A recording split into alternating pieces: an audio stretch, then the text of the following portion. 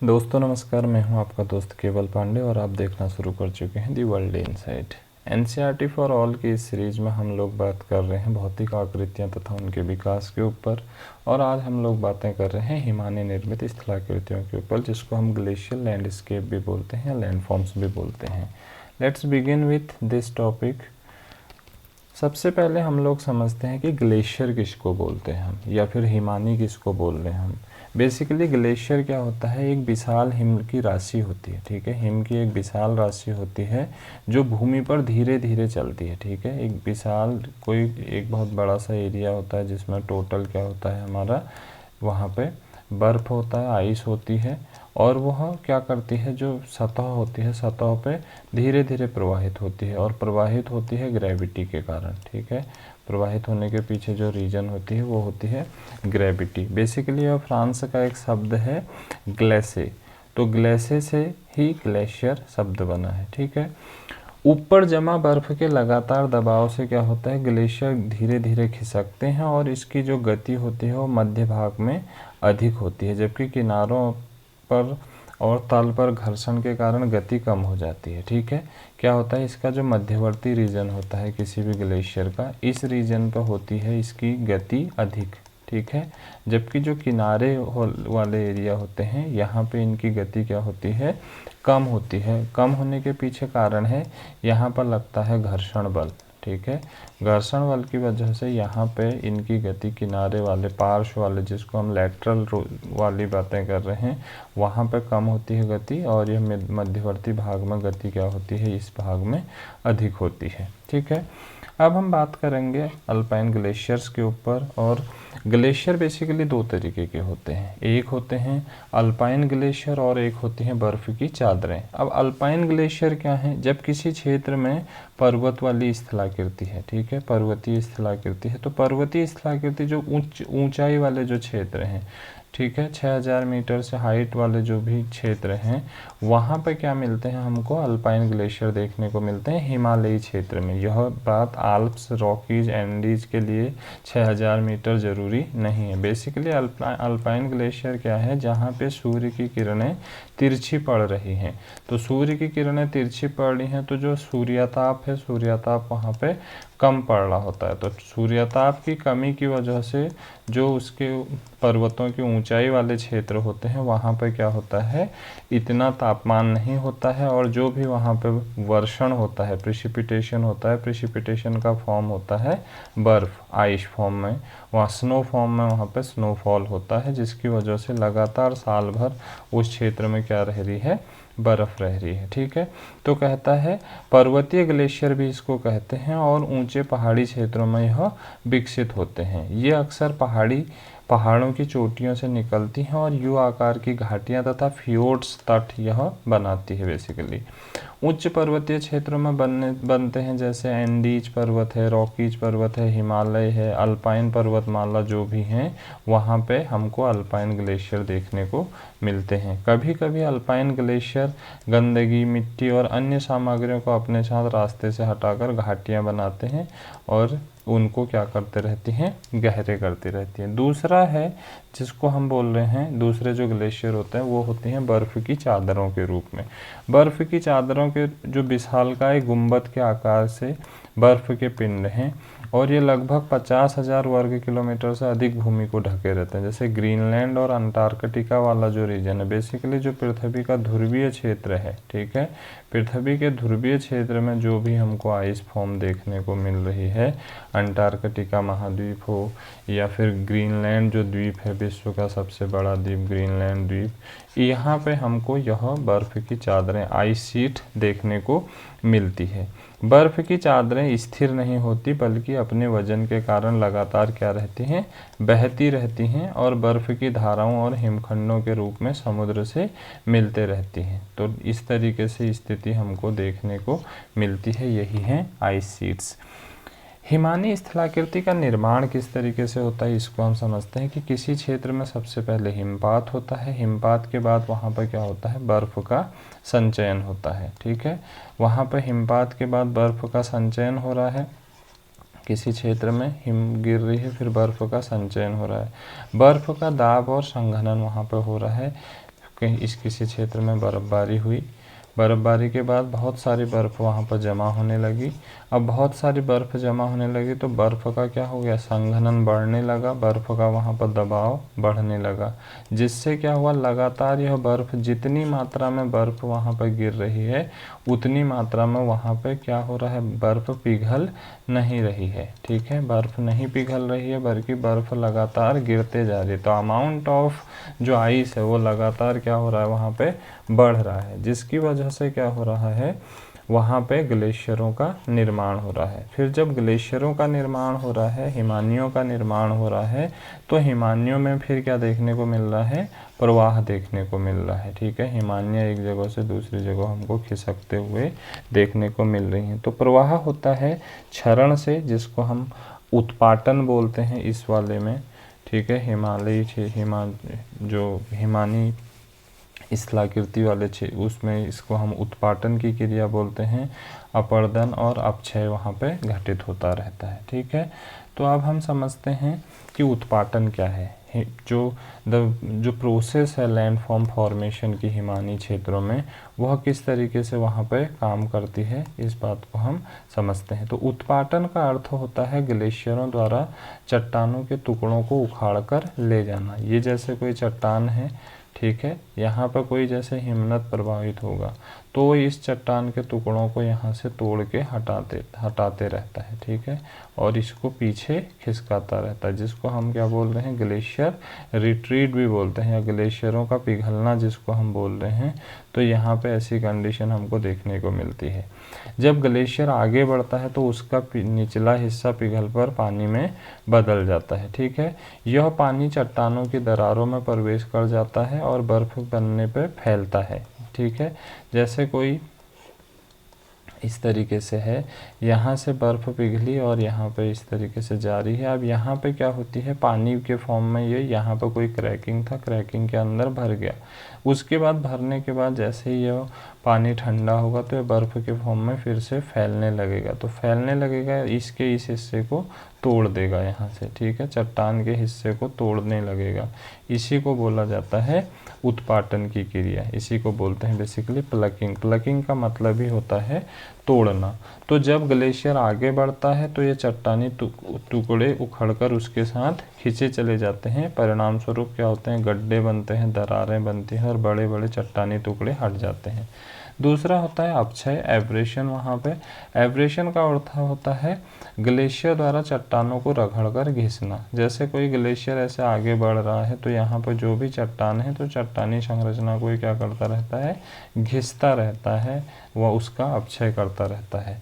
जब ग्लेशियर चलता है तो उसके साथ लाए गए चट्टानी टुकड़े कंकड़ पत्थर मिट्टी के चट्टानों के साथ घिसते रहते हैं। ये कोई चट्टानी संरचना है, मान लीजिए किसी क्षेत्र में इस तरीके से यहाँ पर कोई ग्लेशियर फ्लो हो रहा है तो ये अपने साथ जो भी मटेरियल लाता है वो इसके साथ रगड़ते हुए आगे को बढ़ते जाते हैं। तो जब रगड़ते हुए आगे को बढ़ते जाते हैं, इसी को हम बोल रहे हैं एब्रेशन। उसके बाद होता है अवसादन, डिपोजिशन। जब ग्लेशियर आगे बढ़ता है तो बड़ी मात्रा में चट्टानों के टुकड़े, मिट्टी के मलबे को अपने साथ खींच कर ले जाता है और कहीं दूसरी जगहों पर जाके उनका क्या कर देता है, डिपोजिशन कर देता है। तो ये तीन तरीके की प्रक्रियाएं यहाँ पर होती हैं।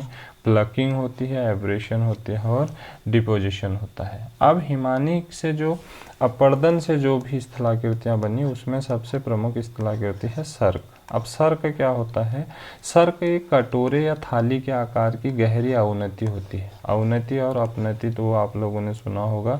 ये होती है अवनति जो गहरी होती है और ये होती है अपनति। ठीक है, ये होती है अपनति और ये होती है अभिनति, जिसको अवनति भी हम लोग बोल रहे हैं। तो ये क्या होती है, कह रहा है कि कटोरे या थाली के आकार की होती है, गहरी होती है और अवनति होती है। ठीक है, अंदर की तरफ ऐसे बंद टाइप की होती है, इस तरीके से अंदर की तरफ होती है, जिसको हम अवतल ढाल बोलते हैं। आप लोग बात, इसको अवतल ढाल बोला जाता है और जो बाहर की तरफ ऐसे ढाल होता है इसको उत्तल ढाल बोला जाता है। तो सामान्यतः पर्वत श्रृंखलाओं की ऊंची चोटियों के पास हमको हिमानी क्षेत्रों में यह देखने को मिलती है। बर्फ और हिम के जमाव से एक गर्त में होता है और बार बार जमने और पिघलने की प्रक्रिया से चट्टानों का क्षरण होते रहता है। धीरे धीरे यह अवनत होकर कटोरे का आकार जैसा बन जाता है। तो इसमें क्या होता है, जैसे इस चित्र में आप देखिए, ये पहले कोई चट्टान थी ऐसे, ठीक है, यह कोई चट्टान रही होगी। इसमें क्या हुआ, लगातार यहाँ से जब हिमानी नीचे गिरी तो उसने क्या किया, इस क्षेत्र पे यहाँ पे गिरी और यहाँ से इस तरीके से चीज़ों को बाहर फेंकना शुरू किया। तो इस तरीके से लगातार चीज़ों को बाहर फेंकना शुरू किया, यहाँ पे इसको जमाव शुरू कर दिया अवसादों का। तो इस तरीके से यह स्थलाकृति आपको देखने को मिल रही है जो भी, ठीक है, नीचे वाली जो हिमानी क्षेत्र में आपको देखने को मिल रही है इस तरीके से, उसके क्या हैं, पीछे ऐसे कुर्सी जैसे है और ऐसे यहाँ पे अंदर की तरफ हमको देखने को मिल रहा है। तो इसको हम बेसिकली आरामदायक कुर्सी के रूप में भी जाना जाता है। आरामदायक कुर्सी नुमा यह स्थलाकृति होती है जिसको हम क्या बोल रहे हैं, सर्क बोल रहे हैं। सर्क के बाद बनती है टॉर्न। टॉर्न क्या होती है, बेसिकली टॉर्न हिमनदों द्वारा निर्मित एक प्रकार की छोटी पहाड़ी झील होती है जो हिमानी द्वारा खोदे गए एक सर्क में बनती है, ठीक है। जैसे ये कोई क्षेत्र था, मैंने आपको बताया, तो यहाँ पे क्या हुआ, हिमानी इसको ऐसे हटाते रहती है, पीछे की तरफ ये हटता रहता है और यहाँ से जो इसका नीचे का मटेरियल था, जो भी इसका चट्टानी संरचना थी, इसको हटा देती है और इधर पहुँचा देती है इस चट्टानी संरचना को। तो यहाँ बन जाता है एक गहरा गर्त, ठीक है, यहाँ बीच में एक गहरी गर्त बन जाती है और यहाँ पर जब ये बर्फ़ रहती है, ये बर्फ़ जब पिघलने लगती है यहाँ पे, तो यह जल के रूप में पिघल जाती है, ग्लेशियल आइस यहाँ पे पिघलने लगती है, जिसकी वजह से यहीं पर बन जाती है झील। तो नीचे वाली स्थलाकृति में आप यहाँ पर देख रहे होगे, यहाँ पे झील नुमा एक स्थलाकृति बन रही है, झील बन रही है हिमानी क्षेत्रों में, पर्वतीय क्षेत्रों में, उसी को ही बोलते हैं टार्न, ठीक है। भारत में जैसे कश्मीर में स्थित जो गंगाबल झील है, ये जो कश्मीर में गंगाबल झील है उसका यह चित्र यहाँ पर आपको देखने को मिल रहा है। तो यह कश्मीर में गंगाबल की जो झील है, यह क्या है, एक हिमनदी से, हिमनद क्रिया से बनी हुई एक टॉर्न लेक है, ठीक है, इसी को ही टॉर्न लेक के नाम से जानते हैं। फिर है नूनाटक। नूनाटक बेसिकली एक द्वीपीय आकृति होती है। नूनाटक क्या होता है, बर्फ से ढकी विशाल राशि भूमि और ग्लेशियरों पर स्थित क्या होती है, बर्फ रहित चट्टानी चोटियाँ होती हैं। तो इनमें बर्फ़ नहीं होती है, ठीक है, इसको आप जो भी देख रहे होंगे, देखिए यहाँ पर बर्फ़ नहीं है, बाकी लेकिन इसके चारों तरफ क्या है, बर्फ़ है, लेकिन एक पहाड़ी इस तरीके से चोटियाँ होती हैं, या इस तरीके से हमको देखने को मिलती हैं चोटियाँ, तो जिनमें बर्फ़ नहीं होती, लेकिन इसके निचले चारों तरफ इसके क्या होती है, बर्फ़ होती है। तो जो विशाल हिमराशि के बीच में बिखरे हुए द्वीप के समान यह हमको लगते हैं। तो नूनाटक बेसिकली नेविगेशन के लिए महत्वपूर्ण होते हैं, ठीक है। बर्फीले क्षेत्रों में जीवों के लिए यह क्या होते हैं, आश्रय रहते हैं। जैसे हमको हिम तेंदुआ जो होता है, ठीक है, हिम तेंदुआ, तो हिम तेंदुआ का यह इस निवास स्थल होता है, कौन सा, नूनाटक वाला रीजन, इनका निवास स्थल के रूप में भी इसको देखा जाता है, या ये और भी जो जीव हैं तो उनके लिए ये निवास स्थल का एक काम करता है। इसके बाद होता है हॉर्न, जिसको क्या बोलते हैं, गिरिशृंग, ठीक है। श्रृंग का, हॉर्न का मतलब होता है सींग के आकार का, ठीक है, जैसे बकरी की सींग होती है या गाय की सींग होती है, बैल की सींग होती है, तो सींग की आकार की इस तरीके से जो स्थलाकृति देखने को मिलती है उसी को बोलते हैं श्रृंग, ठीक है। हॉर्न, ये आप देख सकते हैं, इसी को हम क्या बोल रहे हैं, हॉर्न। हॉर्न एक तीव्र शिखर है, ठीक है, जो पर्वत पर स्थित कई दिशाओं से आने वाले जो सर्क बनते हैं, तो उससे यह क्या बनता है, हॉर्न बनता है। तो इस तरीके से जैसे हमको स्थलाकृतियाँ देखने को मिलती हैं, तो यहाँ पर सर्क बना, इस तरफ से सर्क बनता है, इस तरफ से सर्क बना, इस तरफ से सर्क बना, तो इसके बीच में यह एरिया क्या होता है, एक टॉप ऐसा द्वीप जैसा हमको देखने को मिलता है। तो ये सर्क बन रहा है, यहाँ पे ये सर्क बन रहा है, इधर से सर्क बन रहा है, पीछे से भी सर्क बन रहा है, तो बीच में ये जो बचा रहता है हिस्सा एकदम सींग के आकार का, इसी को ही हम क्या बोल रहे हैं, हॉर्न बोल रहे हैं, इसी को ही बोलते हैं गिरिशृंग, ठीक है। जब एक पर्वत के चारों ओर हिमनद सक्रिय होते हैं तो गहरे कटाव क्रियाओं के द्वारा सर्क बनते हैं, और कई सर्क जब एक ही शिखर के चारों ओर बनते हैं तो उसी को क्या कहते हैं हम, उसी को बोलते हैं हम गिरिशृंग। ठीक है, तो जो मैटरहॉर्न है आल्प्स पर्वत पे, ये नीचे वाले फिगर में आप देख सकते हैं, यह जो दिख रहा है आपको, ये मैटरहॉर्न है आल्प्स पर्वत पे। तो इसके चारों तरफ क्या है, ये सर्क बना है, यहाँ पे इधर से सर्क बना है, पीछे से तरफ से सर्क बना है। इस चित्र में आप देख सकते हैं 3 तरफ से सर्क दिख रहे हैं। तो पीछे की तरफ से जो हमको अदृश्य इसका वो है अभी पार्ट, वो वहाँ से भी सर्क बना है। तो बीच में क्या बना है, यह एक द्वीप के जैसे आकार की स्थिति हमको देखने को मिलती है, तो इसी को बोला जाता है हॉर्न। इसके बाद होते हैं अरेत। अरेत क्या होते हैं, अरेत एक संकरीय और धारदार पर्वतीय कटक है जो 2 सर्कों के बीच हिमनदीय अपरदन से बनती है। जैसे यहाँ पे एक सर्क बन रहा है, ये एक सर्क बन रहा है, तो इनके बीच में क्या बन रही है, ये अरेत। अरेत बेसिकली इस तरीके से, ठीक है, इस तरीके से की स्थलाकृति देखने को मिलती है, कंघी जैसी स्थलाकृति जिसको हम बोल रहे हैं, तो इसी को बोलते हैं अरेत। तो ये वाला रीजन अरेत वाला रीजन दिख रहा है आपको, जो लाइट रेडिश वाइट जो रीजन दिख रहा है, तो ये वाला जो रीजन दिख रहे हैं आपको, तो ये वाले रीजन हैं, ये इस तरीके से रीजन है, तो ये क्या है, अरेत हैं। बेसिकली ये बन क्या रहा है, इनका निर्माण तब होता है जब हिमनद पर्वत की ढाल पर अपर्दन करते हैं और दोनों ओर सर्क बनते हैं, जिसके बीच की जो पतली धारदार, जो उसकी पतली चोटी बनती है, इस तरीके से धारदार चोटी, इधर से भी सर्क बने हैं और इधर से भी सर्क बने हैं। तो इसके बीच में जो एक डिवाइडर की तरह बनता है, ठीक है, जिसको डिवाइडर बोल रहे हैं हम, विभाजक बोल रहे हैं, तो इस विभाजक को ही क्या बोला जाता है, अरेत बोला जाता है बेसिकली।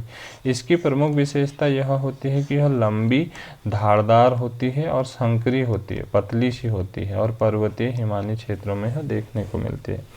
अरेत के बाद जो अगली स्थलाकृति है वह है यू आकार की घाटी। यू आकार की घाटी बेसिकली नदी घाटी वाले क्षेत्रों में ही बनती है, लेकिन जहाँ पर हिमानियाँ होती हैं वहाँ पर हमको नदी घाटियों में ही, जब हिमानियाँ अपना अपर्दन का काम करती हैं तो क्या करती हैं, बेसिकली वी आकार की घाटी जो बनती है नदी घाटियाँ, इसी में क्या करती हैं, निचले घाटीवर्ती क्षेत्र में क्या अपर्दन करती हैं। अपर्दन घाटीवर्ती क्षेत्र में होता है, तो नीचे अपर्दन होने की वजह से क्या होता है, इसकी ढालें एकदम खड़ी होती हैं, इस तरीके से खड़ी ढाल, और जो इसकी सतह होती है वो इस तरीके से होती है, फ्लैट सतह। तो इसके खड़ी ढाल और फ्लैट सतह वाली इस स्थलाकृति को ही हम बोल रहे हैं अंग्रेजी आकार के यू शेप्ड वैली, इसलिए इसी को बोला जाता है। तो प्रारंभ में नदी क्या होती है, नदी द्वारा निर्मित घाटी वी आकार की घाटी होती है, लेकिन जब उसमें हिमनद बहता है, उसमें जब ग्लेशियर बहता है, तो वह तल और किनारे को घिसकर चौड़ा और गहरा कर देता है। ठीक है, इस निरंतर अपर्दन से घाटी का तल समतल और किनारे खड़े हो जाते हैं, जिससे अंततः क्या बनती हैं, यू आकार की घाटी। जैसे ये कोई वी आकार की घाटी है, इस वी आकार की घाटी में जब तलीय अपर्दन और पार्श्वीय अपर्दन होता है तो यही इस तरीके से फिर स्थलाकृति के रूप में बदल जाती है, या फिर इस तरीके से स्थलाकृति के रूप में बदल जाते हैं, जिसके किनारे क्या हैं, खड़े किनारे हैं, और सतह क्या है, एकदम सपाट सतह है। इसकी प्रमुख विशेषता है समतल और चौड़ा तल। ठीक है, कैसा, समतल और चौड़ा तल, मीन्स उसका ऐसे समतल और चौड़ा चर, और किनारे उसके क्या हैं, खड़े हैं। तो इस तरीके की आकृति है यू आकार की घाटी। तो इस बात को याद रखना, वी आकार की घाटी हमेशा नदी बनाती है और यू आकार की घाटी हमेशा ग्लेशियर बनाते हैं। फिर है एक हैंगिंग वैली जिसको हम बोल रहे हैं, या लटकती घाटी। लटकती घाटी क्या है, बेसिकली जैसे कोई ये यू आकार की घाटी है, इस यू आकार की घाटी में यहाँ से कोई अगर ग्लेशियर आ रहा था पहले, मान लो इसमें पहले पूरा बर्फ़ भर रही थी, अभी ये बर्फ़ पिघल के यहाँ से हट गई, तो यह जो ऊपर से आती हुई जो हमको घाटी दिख रही है, यह हमको लटकती हुई जैसी इसके ऊपर घाटी देखने को मिलती है। इस फिगर में आप देख सकते हो कि यह यू आकार की घाटी है निचले वाली क्षेत्र में, और यहाँ से जो यह घाटी इस तरीके से आ रही है, जो इसमें पानी डाल रही है या जो भी हिम डाल रही है, तो इसी को हम बोल रहे हैं हैंगिंग वैली। तो क्या कहता है, लटकती घाटी वह छोटी घाटी है जो मुख्य हिमनदीय घाटी से ऊंचाई पर स्थित रहती है। ठीक है, मुख्य हिमनदीय घाटी ये वाली रीजन का है और इससे ये क्या है, हाइट पे है, इससे ऊंचाई पर रहता है। इसका निर्माण तब होता है जब एक बड़ी हिमनदीय घाटी मुख्य हिमनद बहता है और उसके किनारे पर छोटी छोटी सहायक हिमनद घाटियां होती हैं। ठीक है, यहाँ पे यह इस तरीके से यू आकार की घाटी यहाँ पे इस तरीके से बह रही है, तो यहाँ पे जो ये छोटी छोटी घाटियाँ इससे आके मिल रही हैं, यह इसके इस वाले क्षेत्र को, इस पे यहाँ पर मान लो कोई खड़ा है तो उसको ऐसा लगेगा कि यह घाटियाँ इस पे क्या हैं, लटकी हुई जैसी हैं, इसीलिए इसको क्या बोलते हैं, हैंगिंग वैली। मुख्य हिमनद का अपर्दन गहरा होता है जबकि सहायक हिमनदों का अपर्दन अपेक्षाकृत कम गहरा होता है, जिसके परिणाम स्वरूप क्या होता है, सहायक घाटियां मुख्य घाटी के ऊपर लटक जाती हैं और हिमनद के पिघलने के बाद इन घाटियों में बहने वाली जो नदियां हैं वह झरनों के रूप में देखने को मिलती हैं, as you can see in this figure. ठीक है, ये जैसे कोई यू आकार की घाटी है, ठीक हो गया। इस यू आकार की घाटी में यहाँ से कोई घाटी आ रही थी या यहाँ से कोई घाटी आ रही थी, तो वह अब यहाँ पे इसके लिए क्या होगी, ऐसे जैसे कोई लटक रहा होगा इस तरीके से, इसीलिए इसको बोलते हैं हैंगिंग वैली। नेक्स्ट है, अब हम देख रहे हैं डिपोजिशनल जो लैंडफॉर्म्स हैं। डिपोजिशनल लैंडफॉर्म में सबसे पहला होता है हिमोड, या जिसको हम बोलते हैं मोरेन। मोरेन क्या होता है, हिमानियाँ अपनी घाटी के साथ आगे बढ़ती हैं और साथ साथ क्या ले जाती है, अवसाद, जिसमें होता है बालू, कंकड़, पत्थर, चीका, मिट्टी, सब इन सब चीज़ों को बहा कर ले जाते हैं। अवसाद के साथ बहने के कारण हिमानी की गति क्या हो जाती है, धीमी पड़ जाती है, परंतु जब हिमानी पिघलकर जल के रूप में नदी में बहने लगती है तो वह अपने साथ लाए गए अवसादों को पिघलते समय वहीं निक्षेपित कर देती है, जिसे हम क्या बोल रहे हैं, हिमोड़ बोल रहे हैं। अब इसको इस तरीके से समझिए, ये जैसे कोई घाटी है, ठीक है, ये कोई इस तरीके से, तो यहाँ से कोई हिमानी नीचे की तरफ आ रही होती है तो ये अपने साथ क्या ला रही होती है, अवसाद लाती है, और अवसाद लाती है, यहाँ पे इसमें अवसाद भरती है और यहाँ से इस तरीके से बाहर की तरफ निकल जाती है। ठीक है, तो यहाँ नीचे के तले को खरोंचते हुए इधर बाहर, तो यहाँ पे भी अवसाद जमा करती है यहाँ से खरोंचे हुए, और जो अपने साथ लाई उनको यहाँ पे क्या कर देती है, डिपोजिशन कर देती है। इसी को हम बोल रहे हैं हिमोड़। तो इस तरीके से क्या होता है, अवसाद के साथ जब बहने के कारण हिमानी की गति क्या हो जाती है, धीमी हो जाती है, जिसकी वजह से वो वहाँ पे क्या कर देती है, फिर अवसादों को जमा करने लगती है। यहाँ पर आप देखिए इस तरीके से आ रही है कोई हिमानी, यहाँ से हिमनद आ रही है, तो यहाँ से खरोंच के उसने इधर क्या कर दिए हैं, ये पूरा जमा कर दिए हैं मोरेन। ठीक है, यहाँ पर उसने पूरे हिमोड़, हिमानी में मोड़ जिसको हम बोल रहे हैं, ऊपर से नीचे ला रहा है, यहाँ से फिर बाहर की तरफ इस तरीके से इसको क्या कर दे रहा है, यहाँ पे जमा कर दे रहा है, इसी को बोला जा रहा है हिमोड़। तो ये आप देख सकते हैं यहाँ से कोई हिमानी नीचे की तरफ आ रही थी और यहाँ पे इसने क्या बनाई, टॉर्न जो लेक थी वो टॉर्न लेक बनी यहाँ पे, और इससे यहाँ से जो बाहर की तरफ ये जो मटेरियल जमा किया हुआ है, या इधर से कोई हिमानी आ रही थी, इसने ये जो मटेरियल जमा किया हुआ है यही क्या कहलाता है, यही कहलाता है हिमोड़। ठीक है, इसी को हम बोल रहे हैं हिमोड़। तो हिमोड़ कहाँ है, यहाँ से जब कोई ऊंचाई वाले क्षेत्रों से जब कोई नदी, जब कोई हिमनद नीचे की तरफ प्रवाहित हो रहा होता है तो अपने साथ यहाँ से क्या लाता है, अवसाद लाता है। तो अवसाद लाता है, जब हिमानी के साथ ही अवसाद होता है, पहले तो यहाँ पर जमा होता है, ठीक है, फिर हिमानी जब पिघलने लगती है तो हिमानी जब पिघलेगी तो अपने साथ इसको नहीं ले जा पाती। ठीक है, तो पानी तो आगे बढ़ जाता है पिघल के, अगर पानी बहा आगे, लेकिन जो उसमें अवसाद थे वह अवसाद यहीं पे क्या हो जाते हैं, जमा हो जाते हैं, इन्हीं को ही बोला जाता है हिमोड़। दूसरी स्थलाकृति होती है एस्कर। एस्कर भी बेसिकली क्या है, वहीं पे जो उसके द्वारा जमा किया गया हुआ वहाँ पे अवसाद होते हैं नदी के द्वारा या हिमनद द्वारा। एस्कर एक लंबी संकरी और घुमावदार रिज होती है, कटक नुमा आकृति होती है, जो मुख्यतः कंकड़, बजरी, रेत आदि से बनी होती है। इसका निर्माण कब होता है? जब ग्लेशियर के नीचे या भीतर बहने वाली उपहिमनदीय जो नदियाँ होती हैं उनके द्वारा तलछटों का जमाव जब होता है, या मान लीजिए जैसे कोई ये पूरा ग्लेशियर वाला रीजन है, इसके नीचे जब कोई नदी बह रही होती है, ठीक है, लिक्विड फॉर्म में नदी बह रही होती है, तो नदी अपने साथ क्या लेके जाती है? मटेरियल, अवसाद लेके जाती है, और अवसादों को जब इस तरीके से मूढ़नुमा आकृति में कहीं पे जमा कर देती है, जमाव कर देती है उनका, तो उसी को हम क्या बोलते हैं? एस्कर्स बोलते हैं। ग्लेशियरों के पीछे हटने से तो नदी द्वारा जमा की हुई सामग्री सतह पर रह जाती है और भूमि एक सर्पाकार ऊंची आकृति के रूप में दिखाई देने लगता है, ठीक है। मान लीजिए यहाँ तक पहले क्या था? पूरा ग्लेशियर था, ये पूरा ग्लेशियर वाला रीजन था, और इसके आंतरिक भागों में नदियाँ इस तरीके से बह रही थी, या इस तरीके से बह रही थी, जो जिस तरीके से। अब क्या हुआ? अगर ग्लेशियल युग आया था, ठीक है, ग्लेशियल एज हम जिसको बोल रहे हैं, हिमयुग, हिमयुग के दौरान क्या होगा? ग्लेशियर बहुत विशाल रूप से फैला होगा। लेकिन जब क्या आएगा? जब हिमयुग के बाद जब आएगा अंतर हिमयुग, ठीक है, हिमयुग में तो पूरा फैला है, जब अंतर हिमयुग आएगा, अंतर हिमयुग, इस समय क्या हो जाएगा? पूरा हिम यहाँ से पिघल के वापस पीछे चले जाएगा। Glacier will be retreat on that time. उस समय क्या होगा? जब ग्लेशियर रिट्रीट होगा तो इसमें जो वो आंतरिक नदियाँ थी, उस आंतरिक नदियों द्वारा ये जो भी स्थलाकृतियाँ इस तरीके से वहाँ पर डिपोजिट की हैं, इन्हीं को ही हम क्या बोल रहे हैं? एस्कर बोल रहे हैं। इसके बाद होता है आउटवॉश प्लेस, जिसको हिमानी घौत मैदान भी बोला जाता है। आउटवॉश प्लेन क्या होता है?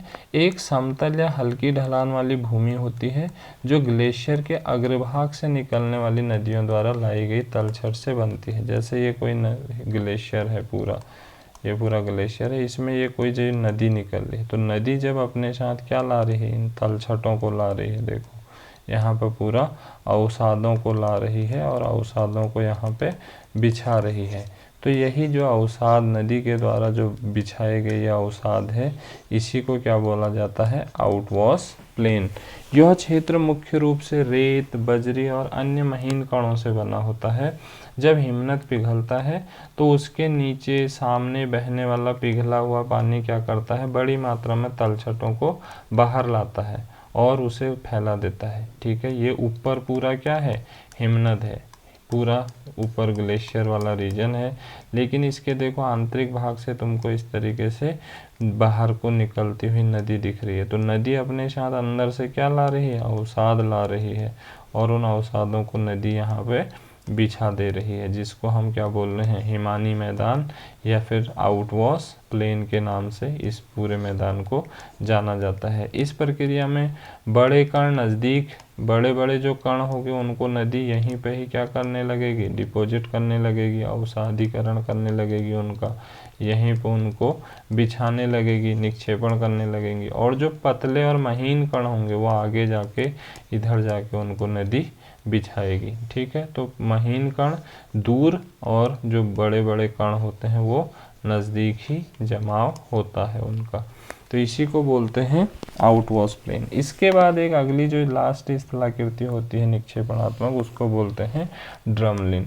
ड्रमलिन बेसिकली क्या होता है? एक लंबी अंडाकार और असीमित पहाड़ी होती है जो हिमानी अपर्दन और निक्षेपण की प्रक्रिया से बनती है। यह अपर्दन और निक्षेपण दोनों प्रक्रियाओं से एक साथ बनती है बेसिकली।